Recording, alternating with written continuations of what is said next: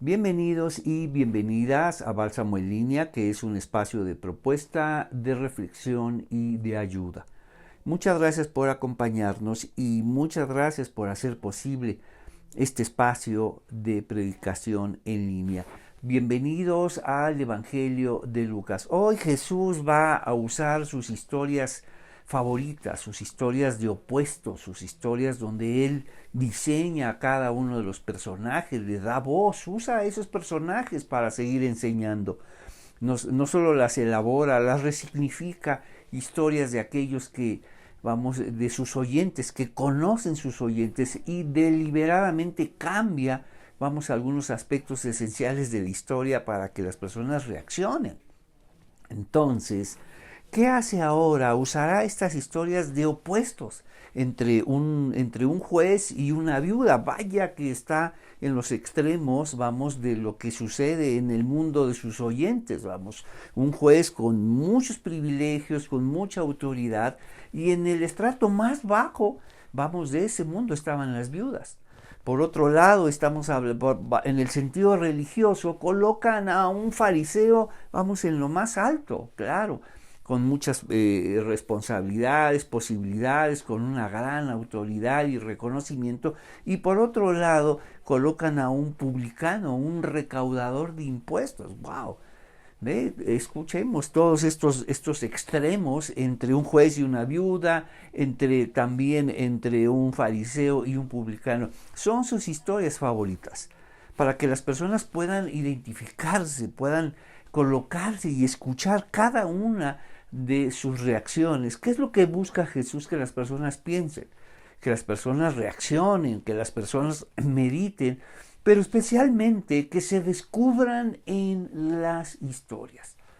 Eso es muy importante, incluso para nosotros, cuando leemos los textos bíblicos, tenemos que aprender a descubrirnos, que se trata de nosotros, que lo que está sucediendo en todas estas historias que Jesús genialmente ha elaborado y enseña, para que reaccionemos y nos identifiquemos y nos demos cuenta de lo que está pasando con nosotros. Cierto día Jesús les contó una historia a sus discípulos para mostrarles, es interesante, para mostrarles, que siempre debían orar y nunca darse por vencidos. Entonces, ¿por qué nos damos por vencidos?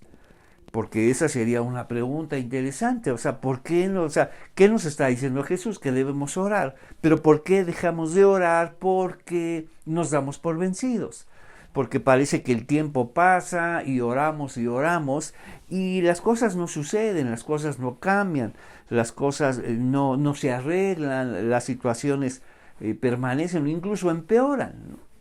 Y cuando vas con personas piadosas, te dicen es que debes orar más y no has orado lo suficiente, como si Jesús estuviera diciendo, bueno, debes orar semanas, días, años. Pero el énfasis de Jesús, donde debes orar más, no significa que debes orar mucho tiempo. Entonces, porque la pregunta sería, ¿cuánto es suficiente? Bueno, una semana, no, un mes, no, meses, años, ¿cuánto es suficiente? Sería interminable. Entonces, me parece que el énfasis de Jesús no tiene que ver precisamente en el sentido longitudinal. Entre más ores, significa que tienes más posibilidades de que sucedan las cosas. Entonces esto siempre los llena de incertidumbre. Entonces, ¿cuánto es suficiente? Y llegas con otros hombres y mujeres piadosos, es que te faltó orar, debes orar más orado, o no solamente más orado lo suficiente, o estás orando de forma incorrecta. ¡Wow! Como si hubiera fórmulas. Cuando en realidad, si algo busca Jesús, es que comprendamos el sentido de la oración. No, si vemos las grandes oraciones que están ahí, son oraciones muy breves, muy específicas, muy claras, que no llevaban mucho tiempo. Entonces, ¿a qué se refiere donde debemos orar más? ¿Qué te parece esta propuesta? Porque para eso es Bálsamo. Es un espacio de propuesta para vamos, tener ideas acerca, claves de lectura, claves de comprensión. Cuando Jesús dice debemos orar más, hay como dos ideas. Uno, ¿qué te parece esta idea? Primero, ¿debemos orar más tiempo o con más entendimiento? Ahí son dos cosas distintas.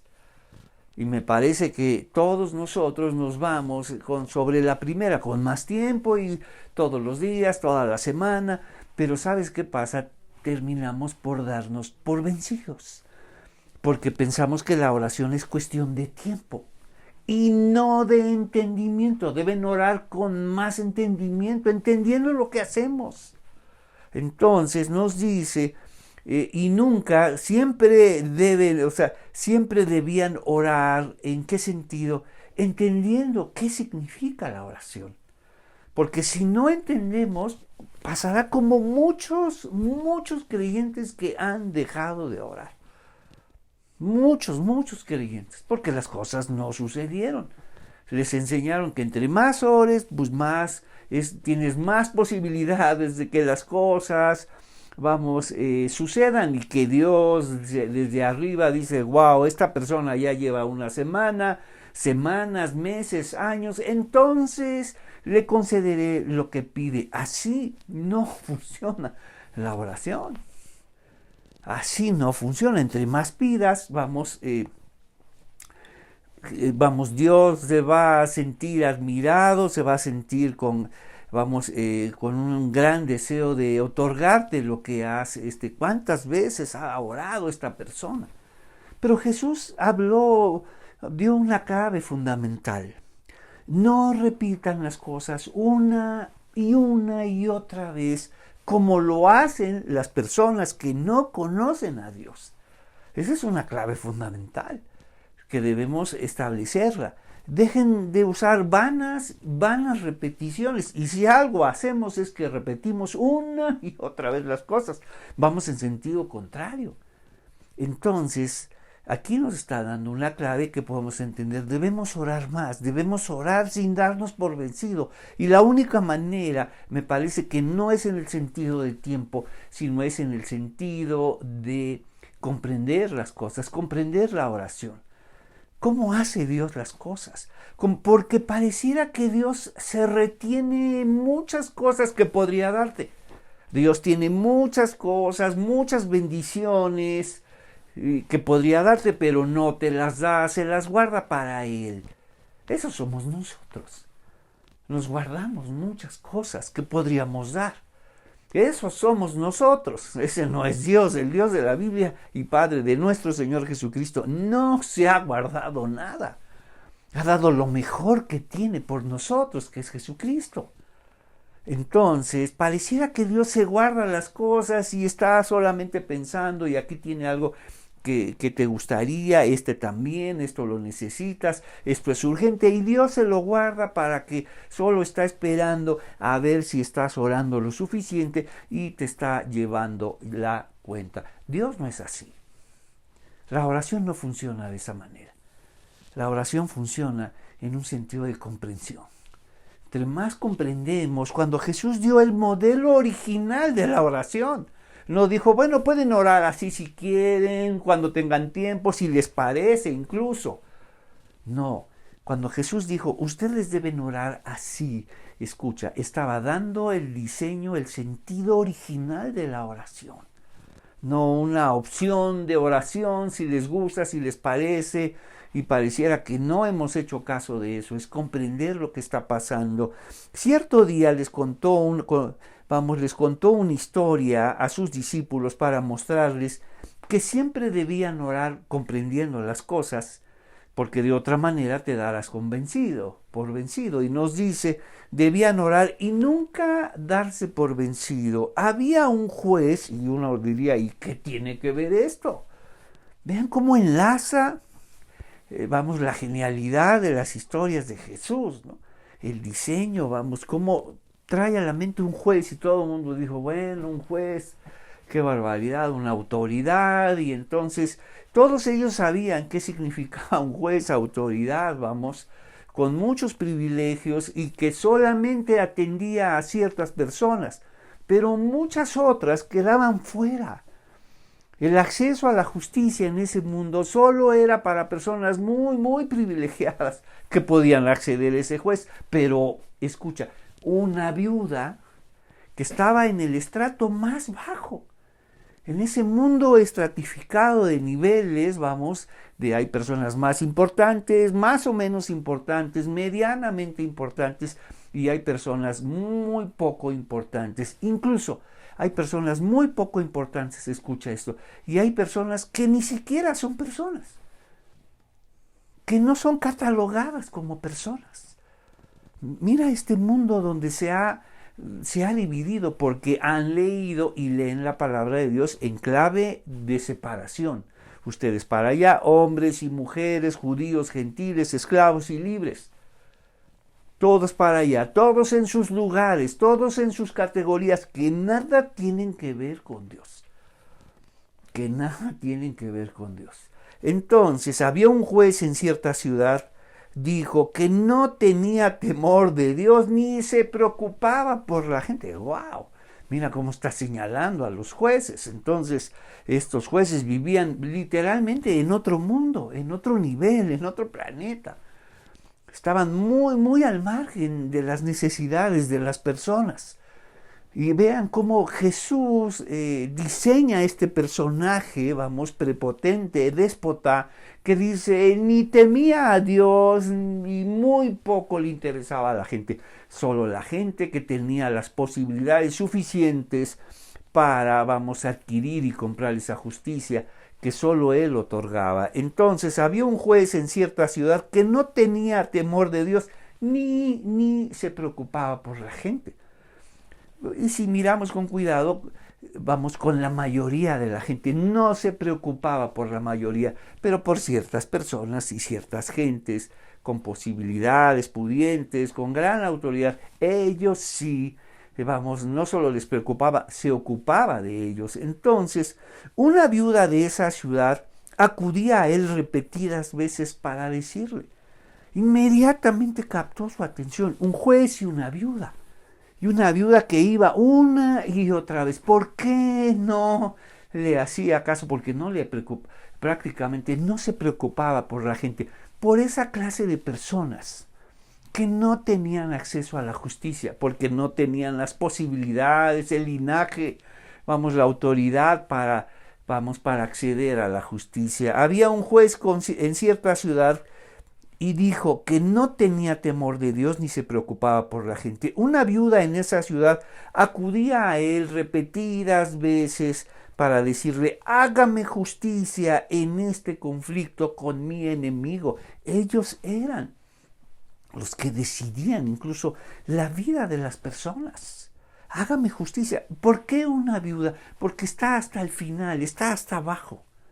Ella no tenía a nadie a quien acudir, ya no tenía ningún pariente varón con el cual poder ir con un juez. Entonces tenía que ella ir sola. Entonces estaba violando muchos protocolos, estar sola en la calle, salir sin ningún varón, querer acceder a las autoridades sin ningún varón, que pudiera acompañarlo, su esposo, su padre, su hijo. Nadie podía acompañarla. Y cuando nos habla de viudas, nos habla de una tragedia, en la vida de esta persona. Y esas tragedias se veían como pecado, juicio y maldición. No solamente tenía que sobrellevar, lo que estaba pasando, las carencias que vivía, sino todo este juicio que se le colocaba encima, ¿no? El pecado, juicio y castigo de Dios sobre ella. Entonces probablemente también el juez, yo no quiero tener nada con esa clase de personas, pero probablemente era porque no podía acceder, es decir, no podía pagar por esa justicia. Entonces, hágame justicia en este conflicto con mi enemigo. Durante un tiempo el juez no le hizo caso, hasta que finalmente escucha, que es algo interesante, singular, favorito de las historias de Jesús, es cuando ingresa al pensamiento de sus personajes e incluso llega a estos diálogos consigo mismos, Consigo mismo empieza a hablar este juez, dice, esta viuda ya me tiene harto. Es interesante. En sus historias de Jesús nos habla, vamos, de esta tensión entre un juez y una viuda, vamos, que están colocados en la parte más alta y en la parte más baja. Cómo describe a este juez que no teme a Dios y no le preocupa, vamos, las personas, vamos, la mayoría de las personas, seguramente solo las personas con posibilidades. Y nos habla de esta tragedia y seguramente muchos se dieron cuenta que estaban ahí con la viuda, que se identificaban con la viuda donde no tenían acceso a la justicia. Entonces, durante un tiempo el juez no le hizo caso hasta que finalmente, escucha, esta es la parte genial y grandiosa de las historias de Jesús, se dijo a sí mismo, ingresa a ese personaje, ingresa a la mente del juez, ingresa a ese diálogo consigo mismo y dice, no temo a Dios, ni me importa la gente. ¡Wow! Se lo declara a sí mismo, a él se conoce, no temo a Dios. Si hago justicia o no, será solo para mi conveniencia. No, nada tiene que ver con Dios. Y la gente, francamente, me tiene sin cuidado. Entonces, no temo a Dios ni me importa la gente. Pero esta mujer me está volviendo loco. Me ocuparé de que reciba justicia porque me está agotando con sus constantes peticiones. Bueno, entonces, oramos muchas veces o oramos pocas veces. Oramos entendiendo. Se daba cuenta esta viuda que la única posibilidad de que las cosas cambiaran para ella es que ella finalmente, buscara esta respuesta de justicia. Y lo único que podía hacer es insistir una y otra vez. Pero Dios no es como ese juez. Dios no es como que, bueno, Dios te dice, bueno, ya has venido muchas veces y has pedido lo mismo, ya durante semanas y meses, y ya estoy hasta aquí, y está bien, vamos a concederle lo que pide. Ese no es Dios. Ese está denunciando lo que sucede en este mundo y su justicia, ¿no? Que donde solamente muy pocos pueden acceder y los jueces dicen, yo ni temo a Dios y la gente no me preocupa y nos dice, no me importa, no temo ni a Dios y a mí ni me importa la gente. Pero esta mujer me está volviendo loco y me ocuparé de que reciba justicia porque me está agotando con sus constantes peticiones. Si algo tiene Dios es paciencia, ¿eh? Nosotros no. Y si oramos no es para finalmente agotar la paciencia de Dios y dice, bueno, está bien, concédeselo, ya lleva mucho tiempo pidiendo lo mismo. Y pensando que si hace lo mismo todo el tiempo, accederé a sus peticiones y Dios no tiene otra que decir, bueno, ya me siento atrapado, me siento presionado, no tengo otra más que concederle su petición. Dios no es así. ¿Por qué? Mira lo que dice. Entonces el Señor dijo, aprendan una lección. Ya vimos que no siempre lo dice. Y cuando lo señala es que debemos subrayar. Es una lección para nosotros. Y lo más probable es que siempre sea una lección en dirección hacia la comprensión de las cosas. Hacia la comprensión de las cosas. Orar más, debemos orar y no darnos por vencidos significa que la manera en la que estamos orando es una manera equivocada y prueba de ello es que nos damos por vencidos. ¿Cómo sabemos si hemos orado bien o no? Ahí hay una evidencia. Si te has dado por vencido, si has dejado de orar, como muchos creyentes que ya no oran, lo que señala es que han orado mal. Y si oramos mal, significa que no comprendemos el sentido de la oración. Y les enseñaron que entre más ores insistentemente una y otra vez, porque ahí dice, pero Dios no es como ese juez. Entonces no se trata de insistencia, no se trata de muchas veces, no se trata de repeticiones vanas. Entonces, ¿de qué se trata? Acuérdate, si no entendemos y comprendemos el sentido de la oración, ¿qué es lo que viene? nos daremos por vencidos. No porque Dios falló, no porque la oración no funcione. Claro que funciona la oración, por supuesto. Los que no funcionan somos nosotros. Dios, por supuesto, está ahí. La oración está disponible para nosotros. Claro que funciona la oración. Pero si no comprendemos la oración, el sentido de la oración, créeme, el problema no es la oración. Por eso muchos han dejado de orar. No tiene caso orar. ¿Qué sentido? Lo hice muchas veces y cuando pedí esto y esto no sucedió nada. Claro que estás pensando que es la oración. Necesitamos resignificar nuestra manera, de orar y entender la oración, porque si no, ¿qué viene? Darnos por vencido. Es decir, dejar de orar. Es cierto, oras por los alimentos y ¿sabes qué? Y oras lo mismo. Si escuchamos nuestras oraciones del desayuno, de la comida y de la cena, son exactamente iguales. ¡Wow! ¡Cuánta creatividad! Ni siquiera eso podemos ser. ¿Por qué no somos creativos en nuestras oraciones? Porque no comprendemos la oración. Y finalmente dejarás ya de orar y agradecer las cosas. ¿Por qué? Porque no entendemos, estamos orando mal. Y porque oramos mal, no recibimos. Nos dice así: durante un tiempo el juez no le hizo caso hasta que finalmente se dijo a sí mismo: no temo a Dios ni me importa la gente. Pero esta mujer me está volviendo loco, vaya que la ubicó. Me ocuparé de que reciba justicia porque me está agotando con sus constantes peticiones. Eso funciona aquí en la tierra, está denunciando lo que sucede aquí, pero así no funciona el cielo.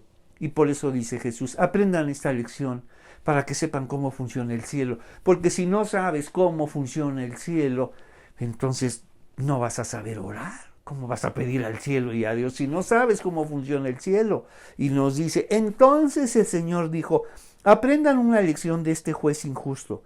Si hasta él dio un veredicto justo al final, miren el contraste, mira la lección. Si un hombre como este, que ni teme a Dios y no le importa a la gente, finalmente le concedió algo, su petición a esta viuda que insistía una y otra vez.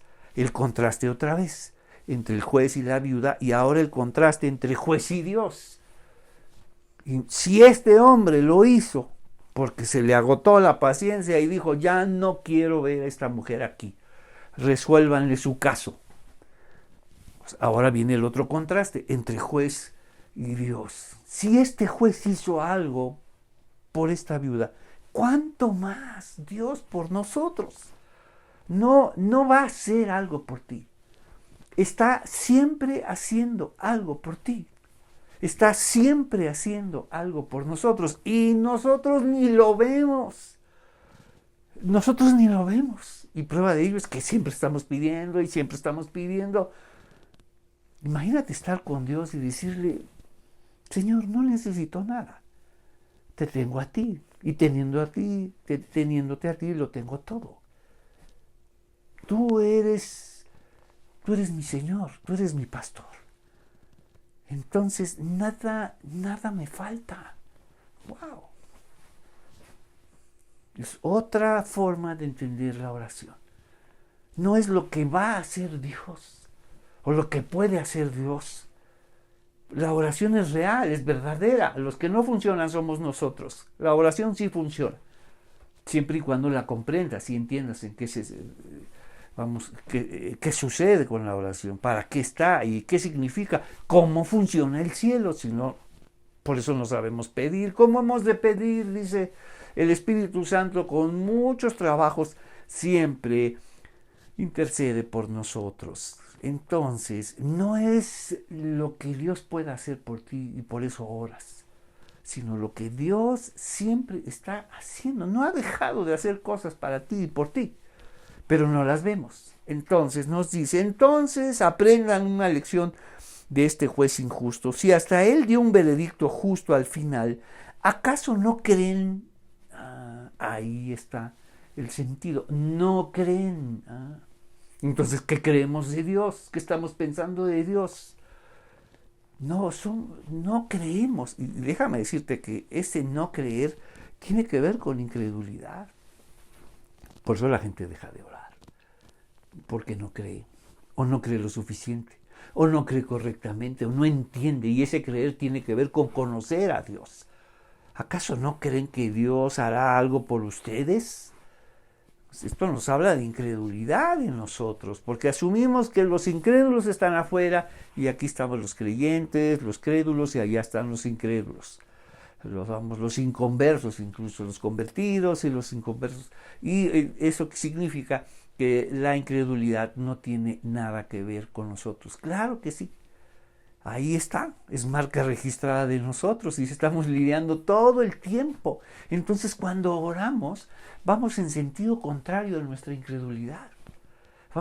Es una declaración la oración es una declaración de fe, de que Dios existe, de que Dios está ahí, de que Dios oye, de que Dios está sobre todas las cosas, como decían, Dios vive. Cuando uno decía, se declaraba, es que Dios vive, vamos, significa que Dios está al tanto de todo eso. Entonces, nos dice, si hasta Él dio un veredicto justo al final, ¿acaso no creen que Dios hará justicia a su pueblo escogido que clama a Él día y noche? ¿Seguirá aplazando su respuesta? Les digo que pronto les hará justicia. Pero cuando escuchamos pronto les hará justicia, no significa pronto les hará todo lo que han pedido, porque todo lo que has pedido tiene que ver con la justicia de Dios, con los planes de Dios, con la voluntad de Dios. No está diciendo ahí, pronto te dará todo lo que pides, todo lo que piadosamente pides, toda la misericordia y bondad que pides, todo el amor y la fe que pides. No, nada de eso pedimos. Pedimos otras cosas. Claro, dice, ¿cómo creen que les hará justicia? No dice, te dará la razón a ti para que todos los demás vean que tú estabas bien, tú estabas en lo correcto y todos los demás están mal. Eso no. Dios no dará justicia. ¿Y cuál es la mejor justicia? El mejor regalo de todos. No solamente ya lo ha dado, nos ha dado la justicia suficiente para ser justos delante de Él. Esta justicia dada, esta es una justicia que viene de afuera, foránea, externa, que viene de afuera para nosotros. Y ahora podemos ser justos delante de Dios. Y a una justicia por la que podemos seguir viviendo delante de Él. Entonces Dios les hará justicia, no significa Dios te dará todo lo que pides, porque además todas tus peticiones son absolutamente piadosas y Dios te dará la razón por encima de los demás y les vas a demostrar a todos que tú estabas en lo correcto y que los demás estaban mal. Cuando dicen Dios me hará justicia, dice uno, wow, qué petición tan comprometedora. Imagínate, si Dios nos hiciera justicia, ya no estaríamos aquí. Entonces, ¿qué clase de justicia es? Esta justicia con la que podemos estar delante de Dios. Nada hay más grande que eso. Poder estar delante de Dios, poder acceder a Dios a través de la oración. Entonces, les digo que pronto les hará justicia, pero cuando el Hijo del Hombre regrese, ¿a cuántas personas con fe encontrará en la tierra? Dice, Él va a regresar. Pero muchos ya se dieron por vencidos. Muchos dejaron de orar. Ya vimos, la oración es una declaración de fe que Dios existe y que Dios vendrá pronto. Entonces, vamos a nuestra primera división. Estamos en Lucas 18, en estas fantásticas, grandiosas historias donde Jesús habla de opuestos. Un juez, una viuda y ahora otro puesto entre juez y Dios. Y Dios nada tiene que ver con ese juez. Eso sucede en este mundo. Pero cuando se habla de insistencia, tiene que ver no en el sentido de tiempo y las repetidas veces, sino tiene que ver con comprender, insistir una y otra vez en comprender la oración. Entonces, una viuda, y dice, aprendan una lección. ¿Acaso no creen que Dios hará justicia? Ahí es un problema para nosotros y se llama incredulidad. Dice, a su pueblo escogido que clama a él día y noche, pronto, pronto les hará justicia. Entonces llega otra historia de opuestos, otra historia de opuestos donde hablará Jesús a través de ellos. Y unas historias y personajes favoritos de los evangelios, que son los fariseos, que son los religiosos, que son el referente religioso de las cosas de Dios en ese mundo. Y la gente llegaba con ellos, oye, ¿esto es de Dios o no es de Dios? Déjame ver, déjame orar. Ellos eran los referentes de la voluntad de Dios. La gente iba y preguntaba, ¿esto es voluntad de Dios? ¿Esto es de Dios? ¿Esto le agrada a Dios? ¡Wow! ¡Cuánta solicitud para con estas personas! Entonces, pero por otro lado venía un opuesto total, no solamente como nos dice en el Lucas 15, los cobradores de impuestos y otros, escucha, pecadores de mala fama, como si hubiera pecadores de buena fama y hay de mala fama, pero los de mala fama, no, nos dice así, los cobradores de impuestos y otros pecadores de mala fama a menudo venían a escuchar las enseñanzas de Jesús. Por eso los fariseos, el opuesto, y los maestros de la ley religiosa se quejaban de Jesús. ¿Cómo es posible que andes con ellos, que convivas con ellos? Y lo peor de todo es que comas con ellos, Señor, ¿qué te pasa? Entonces, por eso los fariseos y los maestros de la ley religiosa se quejaban de que Jesús se juntara con semejantes pecadores y hasta comía con ellos. Fantástico pasaje. Porque a Jesús la reputación le tiene sin cuidado. A nosotros nos parece muy, muy importante, pero a Jesús, dice, él comía porque para él por en sí, lo más importante para Jesús es la relación, el argumento. Y para muchos es muy importante el argumento y no la relación. Entonces, qué bueno que el Dios y Padre de nuestro Señor Jesucristo y Jesús son personas relacionales, que se relacionan con nosotros por encima de nuestros argumentos, porque si fuera por nuestros argumentos, por la verdad, como la gente dice, no estaríamos fuera. Entonces, dice, luego Jesús contó la siguiente historia. Algunos que tenían mucha confianza en su propia rectitud, y tener confianza en sí mismo no está mal. Lo que está mal es que esa confianza te lleve a despreciar a los demás. Mira lo que nos dice. Algunos que tenían mucha confianza en su propia rectitud y despreciaban a los demás, los fariseos. Cuando nos encontremos como religiosos, como creyentes, despreciando a otros, déjame decirte que esta es nuestra historia. Vamos a descubrirnos en ella. Aquellos que desprecian a otros, ¿y qué tenemos que hacer? Decirles, sí, Señor, eso nos sucede. Termino despreciando a otros. Mi religiosidad, porque es la espiritualidad, te lleva en sentido contrario. La espiritualidad te lleva a apreciar a los demás. Pero la religiosidad te lleva a despreciar a los demás. Mira los dos sentidos contrarios, para que sepas, para que descubramos nuestra natural religiosidad despreciando a otros. Pero el camino sobrenatural, escucha, es el camino espiritual que nos lleva a apreciar a los demás.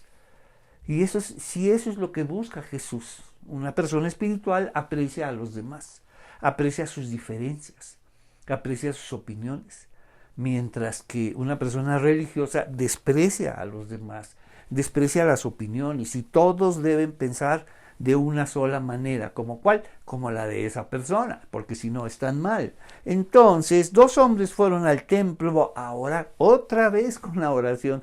Si no sabemos cómo funciona, seguiremos orando de la misma manera y terminaremos de la misma forma. Vamos a darnos por vencido, es decir, dejamos de orar. Y nos dice, 2 hombres fueron al templo a orar, uno era fariseo y el otro era un despreciado cobrador de impuestos, y seguramente movían la cabeza las personas. Sí, cierto, Señor, ¿quién quiere estar con ellos? Un despreciado. Y la gente no quería comprometer su reputación, vamos, juntándose con ellos. Por eso no nos juntamos con ciertas personas, porque no vaya a ser que comprometas tu reputación, o mejor aún, comprometas tu testimonio. ¡Wow! Entonces, dos hombres fueron al templo a orar. Uno era fariseo, otra vez un extremo, y el otro era cobrador de impuestos. El fariseo de pie, ¿cómo lo describe? ¿Cómo los conoce muy bien? Son personajes que prácticamente se conocen, incluso su forma de orar. ¿Por qué? ¿Por qué hay tantas historias, vamos, de fariseos en los evangelios, que es el centro de la Biblia? Recuerda, la Biblia se lee del centro hacia afuera, no de izquierda a derecha, como un libro occidental, urbano casi. Entonces es del centro hacia afuera. ¿Por qué hay tantas historias de fariseos? Hay una propuesta que me parece muy interesante. Para el tiempo en el que se hicieron, se escribieron los evangelios, es decir, pasaron de su tradición oral a su tradición escrita. Cuando se escribieron no significa que a partir de ese momento existieron. Existían en su forma oral, pero se pusieron por escrito, vamos, para que muchas comunidades pudieran, vamos, acceder a estas fantásticas historias de Jesús, estas historias de vida, esas historias de vida eterna.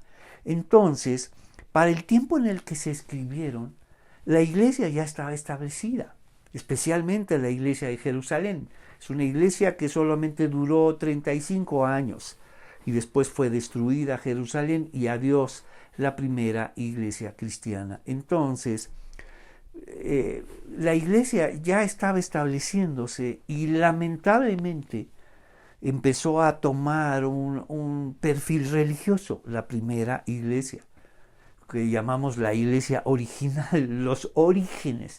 Pues en sus orígenes, la tradición, vamos, de sabiduría, es decir, vamos, la sinagoga tenía mucha influencia sobre ellos. De hecho, muchos de los formatos que tenemos ahora como iglesia, vamos, provienen de la sinagoga. La forma en cómo se conducen en los servicios, cultos y predicaciones, todo esto viene de la sinagoga. La lectura de la ley, la explicación de la ley, las alabanzas y muchas otras cosas provienen de la sinagoga. Pero entonces, para el tiempo en el que se estaban escribiendo, pasando de la tradición oral a la tradición escrita, las iglesias, vamos, no solo la de Jerusalén, sino otras más, la influencia farisea era muy poderosa. Por eso dice en el libro de los Hechos que muchos fariseos se estaban convirtiendo a la fe, pero no dejaron a un lado su sentido religioso, sino por el contrario, lo incorporaron. Entonces es cuando traemos nuestro sentido religioso a nuestra vida espiritual, y por eso viene todos estos problemas. Ya vimos, cuando somos religiosos despreciamos a los demás, cuando somos espirituales apreciamos a los demás. Entonces los evangelios, como profecía, no solamente anuncia, sino también denuncia. Entonces estaba denunciando lo que estaba sucediendo con la iglesia, que se estaba convirtiendo en una iglesia farisea. Vamos, porque los fariseos son personas muy influyentes, vamos, que tienen una gran convocatoria. Él sabe de Dios, esto es la voluntad de Dios, esto es de Dios, esto agrada a Dios. Son los maestros referentes. Entonces, la iglesia se estaba convirtiendo en una, en una iglesia farisea, en una iglesia religiosa. Por eso los evangelios, hay muchas historias de fariseos. Porque entonces, para que la iglesia se descubriera en estas historias, como por ejemplo nos dice el fariseo de pie, apartado de los demás, ¿no? Oye, ¿él por qué no está con nosotros? No, es que él es muy espiritual. Y asumimos eso, que los verdaderos espirituales están como apartados. Nadie hay más espiritual que Jesús. Él es nuestro modelo espiritual y siempre estuvo rodeado de personas. Entonces esta idea de separarse porque eres demasiado espiritual, demasiado elevado y lo que tú sabes, solo muy pocas personas lo hacen, nada tiene que ver con nuestro modelo espiritual. Y nos dice, te agradezco Dios porque no soy un pecador como todos los demás. Pues no engaño, no peco, no cometo adulterio, para nada soy como ese cobrador de impuestos, ¿te acuerdas? Que nos dicen que tenían mucha confianza en su propia rectitud y despreciaban a los demás. El desprecio viene de la religiosidad, el aprecio viene del mundo espiritual, de una relación espiritual. Pero nuestra relación religiosa, nuestra instrucción religiosa, nuestros imaginarios religiosos, todavía tienen mucho peso, deciden sobre nosotros, por eso terminamos despreciando. Entonces, mira lo que habla de sí mismo, Señor, mira todo lo que soy, hago esto, esto y esto, y el cielo dice, qué afortunados somos de tener a un fariseo como este con nosotros.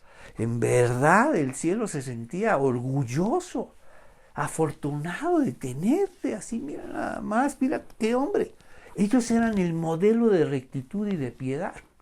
Entonces te agradezco. Y Jesús le está dando voz a este hombre, otra vez ingresando a su interior, a su diálogo interior, que se está diciéndole, Señor, mira todo lo que soy. Y Dios dice, wow, de verdad estoy impresionado, que me siento muy afortunado de tener un hijo así, ¿no? Entonces el fariseo de pie apartado de los demás hizo la siguiente oración. Te agradezco, Dios, que no soy un pecador como todos los demás, pues no engaño, no peco, no cometo adulterio y para nada soy como ese cobrador de impuestos. Ayuno 2 veces a la semana y lo único bueno que me parece que sí vale la pena y hacía, te doy diezmo de mis ingresos. ¡Wow! No, qué afortunado es el cielo y esta sinagoga. ¿Quién diseñó este personaje? Jesús. ¿Quién lo diseñó de esta manera? Con todas estas atributos, con todas estas particularidades. ¿Quién lo diseñó? Jesús. Hago esto, no hago esto, no soy como ese, ni como ese. Sí, peco, pero no como ese. Sí, cometo errores, pero nunca como él, ¿no? Sí, me he equivocado algunas veces, pero nunca como tal o tal o tal. ¡Wow!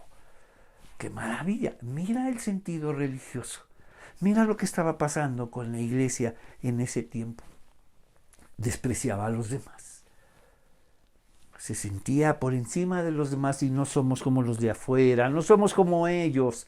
Entonces, ayuno 2 veces a la semana y te doy el diezmo de mis ingresos. Me parece que es lo único rescatable de este religioso. En cambio, pasa ahora el cobrador de impuestos. Debió ser escandaloso cuando Jesús hablara de ellos, incluso hablara a través de ellos. Les diera voz a estos pecadores despreciables, como nos dice, los cobradores de impuestos y otros pecadores de mala fama y semejantes pecadores, que le diera voz a ellos.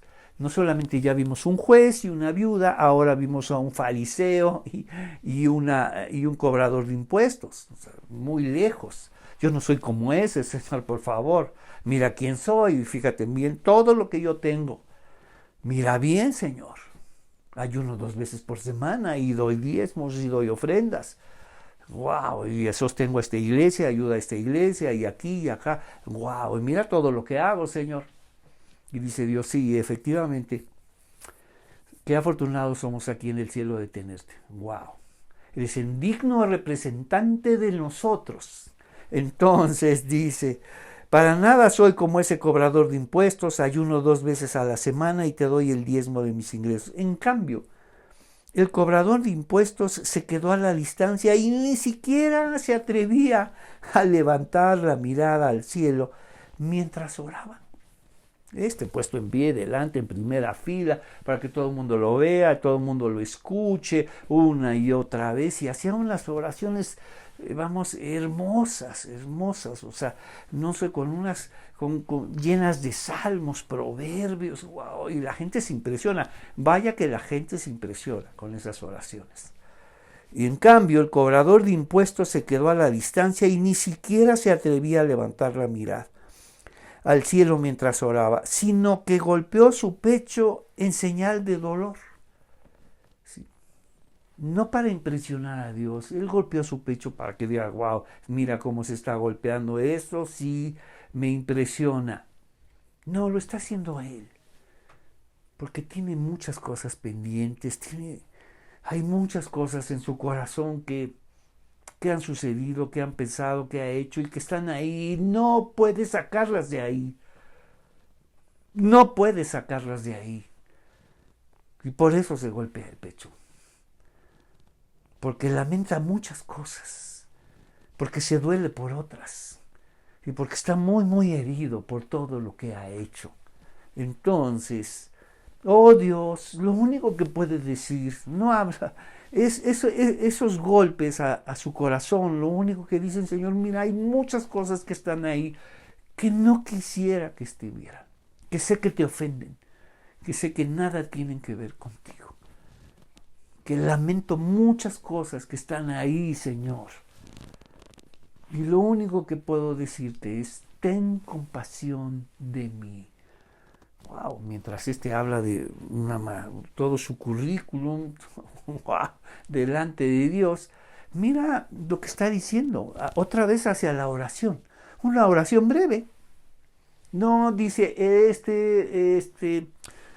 cobrador de impuestos ya llevaba semanas orando, no dice que llevaba meses orando, no, ese día oró.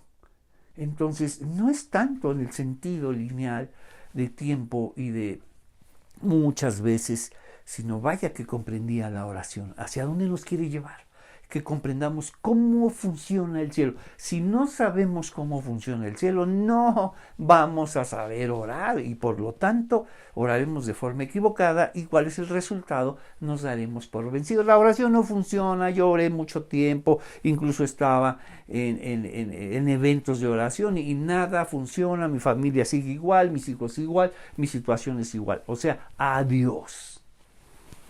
No, la oración sí funciona y vaya que funciona. No es lo que vaya a hacer Dios o lo que pueda concederte, sino todo lo que ha hecho Dios contigo y todo lo que te ha concedido y ni siquiera lo vemos. Entonces, porque si lo viéramos, no dudaríamos de eso. ¿Cómo creen? Lo dice. Claro que Dios nos va a hacer justicia, no nos va a dar la razón, que eso es muy distinto. Entonces, señal de dolor mientras decía, oh Dios, ten compasión de mí porque soy un pecador.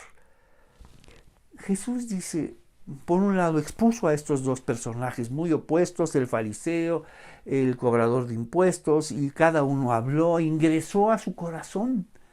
Es fantástica estas historias, ingresó a su corazón, a su diálogo interno, a lo que se dicen a sí mismo. Estas oraciones privadas que, bueno, la del fariseo todo el mundo la escuchó, pero esta oración privada que solo el publicano escuchó.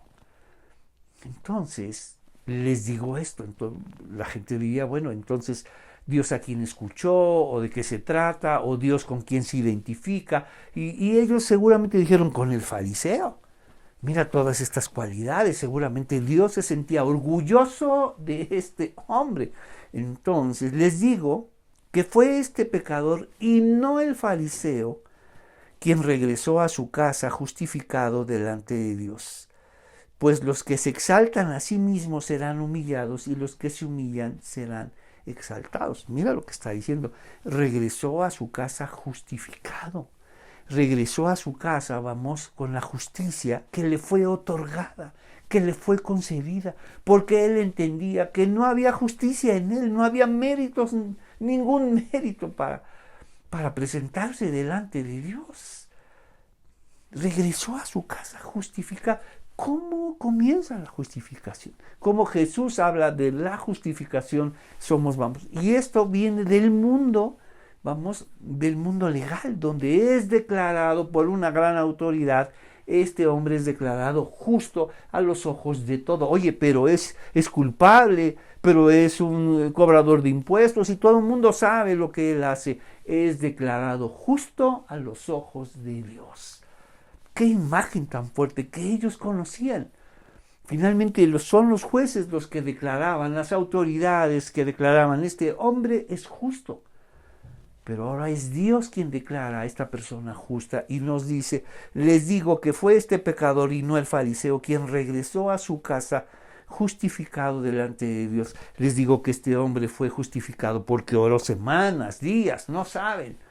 Este hombre repudiado, señalado, lo que de alguna forma está diciendo Jesús, sabe cómo funciona el cielo. Y por eso oró de esta manera, Señor, ten compasión de mí, porque soy un pecador. Porque nada puedo hacer, porque no hay justicia en mí para estar delante de ti, Señor. Por eso se fue hasta atrás, por eso ni siquiera levantaba la mirada. Entonces, pues los que se exaltan a sí mismos serán humillados y los que se humillan serán exaltados. Vamos a nuestra segunda división. 2 hombres, dice, el cobrador de impuestos se quedó a la distancia. Oh Dios, ten compasión de mí porque soy un pecador. Y como pecador estoy lejos, muy lejos de ti, sin acceso a ti. Y lo único que puedo pedirte es compasión.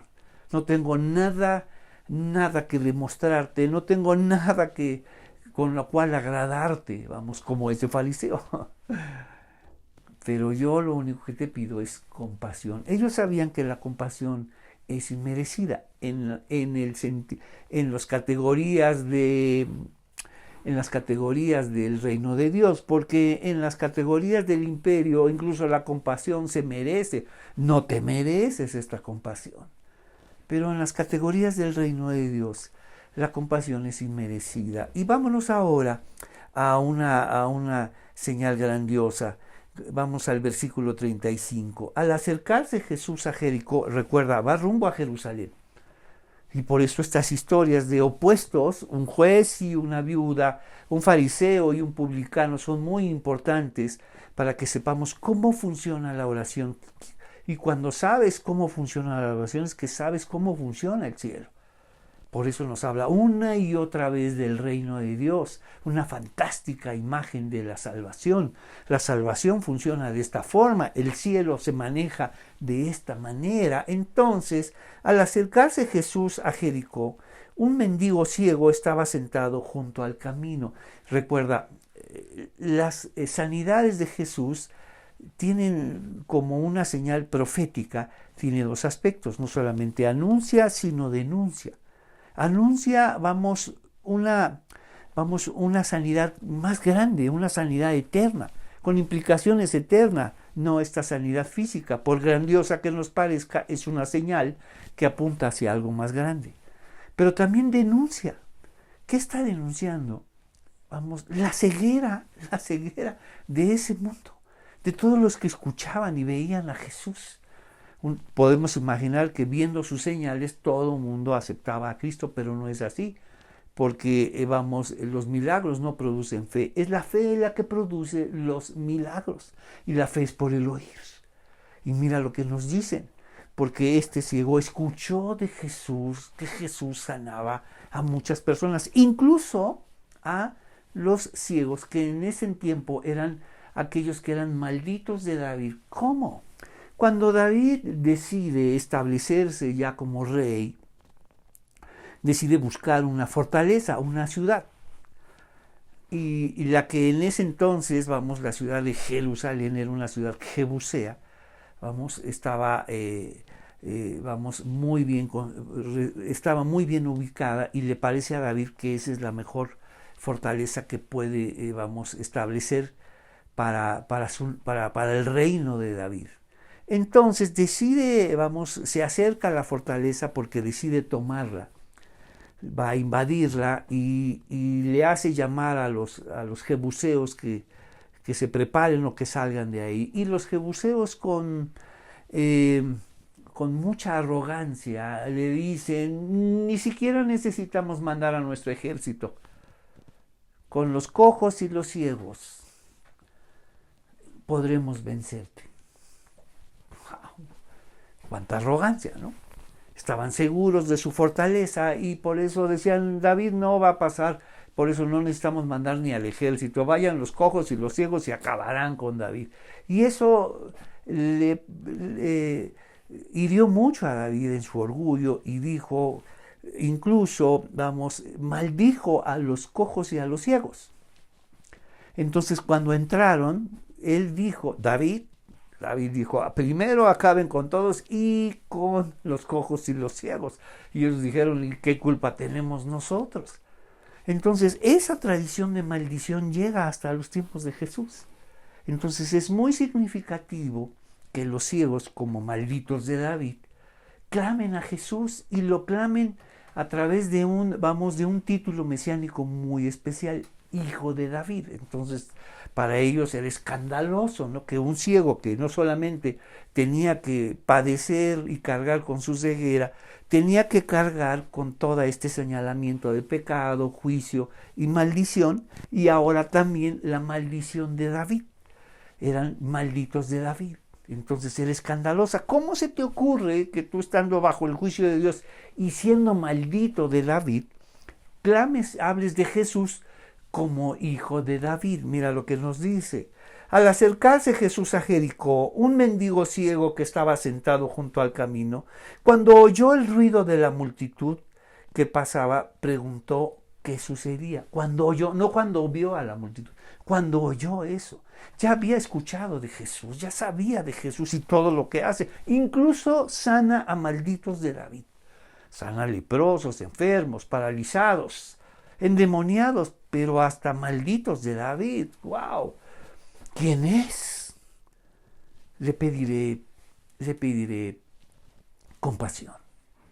Entonces le dijeron, dice, cuando oyó el ruido de la multitud que pasaba, preguntó qué sucedía.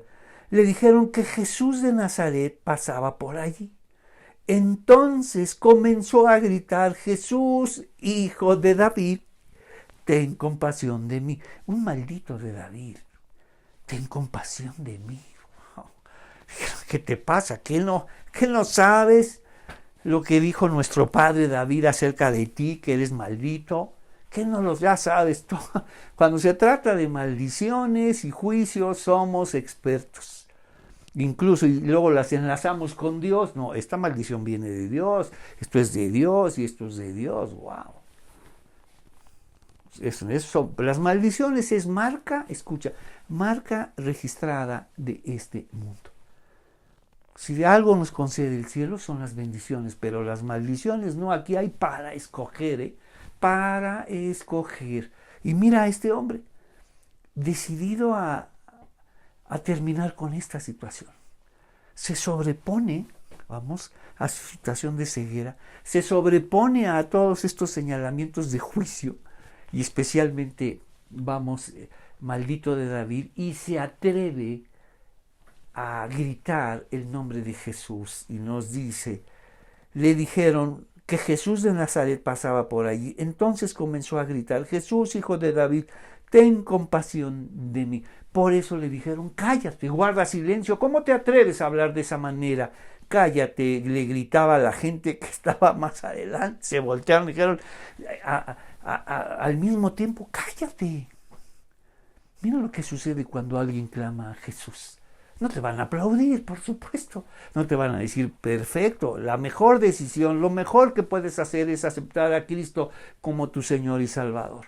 Lo mejor que puedes hacer es clamar a Jesús y pedirle compasión. Nada, al contrario. Fue reclamado, fue intimidado. Cállate, le gritaba a la gente que estaba más adelante. Sin embargo, él gritó aún más fuerte. Hijo de David, ten compasión de mí. Cuando Jesús lo oyó, se detuvo. Esto es vital. ¿Qué detiene a Jesús? Cuando alguien decide llamarlo. No llamarlo, gritarle. Cuando alguien decide pedir compasión, ten compasión de mí, eso detiene a Jesús. Ten compasión de mí, y nos dice, cuando lo oyó, se detuvo y ordenó que lo trajeran. Al hombre, dice, al acercarse el ciego, Jesús le preguntó. Es interesante lo que hace las preguntas de Jesús. Parecen obvias. En el mundo de la enfermedad, lo obvio se pierde de vista. Y en el mundo de la ceguera ya nada es obvio. Pareciera que es obvio. Porque Jesús le va a preguntar, ¿qué quieres que haga por ti? Señor, es obvio, ¿qué no lo ves? Soy ciego. ¿Qué quieres que haga por ti? Señor, es obvio, acuérdate.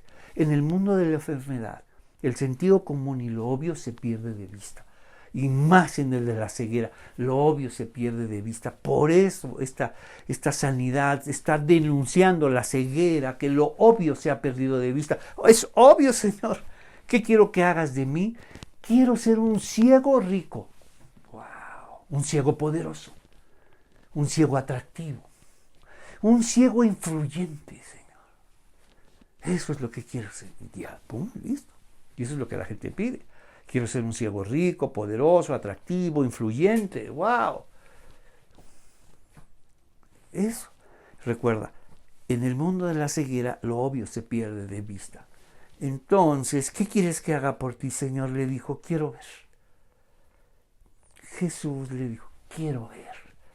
Mira lo que le está diciendo. El que un ciego recobrara su vista, para ellos solo era asunto de Dios. Esto es un milagro. Y si entonces este hombre le está pidiendo a Jesús algo que solo Dios puede hacer. Solo Dios puede hacer. Entonces, ¿qué está declarando de Jesús? Lo que muy pocos, escucha la ironía, muy pocos pueden ver. Está declarando que Jesús es Dios. Si le está pidiendo, Señor, quiero ver. No le está diciendo, quiero ser un ciego rico, poderoso, influyente, atractivo. ¡Wow! ¡Qué ciego! No, quiero ver, Señor. Tú puedes hacerlo. Nadie se ha dado cuenta. Muy pocos se dan cuenta quién eres tú. Nadie puede verte como yo lo hago. Con la fe. Él escuchó de Jesús. El Señor le dijo, quiero ver. Jesús le dijo, bien, recibe la vista. Tu fe te ha sanado. ¿Para qué se nos abren los ojos? ¿Para qué este hombre quería ver? Al instante el hombre pudo ver y siguió a Jesús mientras alababa a Dios. Y todos los que lo vieron, todos, ahora habla de ver, todos los que lo vieron también alabaron a Dios. Entonces, el ciego, ponemos, hijo de David, ten compasión de mí, igual que el publicano, el recaudador de impuestos, el cobrador de impuestos, ten compasión de mí, porque soy un pecador. ¿Qué dijo este hombre? Ten compasión de mí porque estoy ciego y solo tú puedes abrir mis ojos. Cuando Jesús lo oyó, se detuvo. ¿Qué quieres que haga por ti? El Señor le dijo, quiero ver. ¿Para qué nos fueron abiertos los ojos? Sino para seguir a Jesús. Y nos dice, bien, recibe la vista, tu fe te ha sanado. Al instante el hombre pudo ver y siguió a Jesús mientras alababa a Dios. ¿Qué te parece si oramos? Señor, te damos gracias esta tarde, gracias por abrirnos los ojos. Y ahora entendemos para qué nos fueron abiertos, sino para seguirte, Señor, y alabar tu nombre. Te pedimos todo esto en el nombre de Jesús. Amén. Que el Señor los bendiga y nos vemos la próxima lección.